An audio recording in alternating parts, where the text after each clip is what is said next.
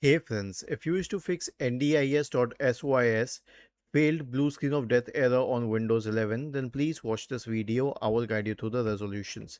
So the first solution is to roll back network drivers. Search for device manager in the Windows search bar and open device manager.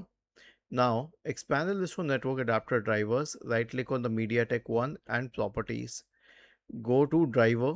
See if there's an option to roll back the driver. If not, then update it. The next solution is an SFC scan. Search for command prompt in the Windows search bar.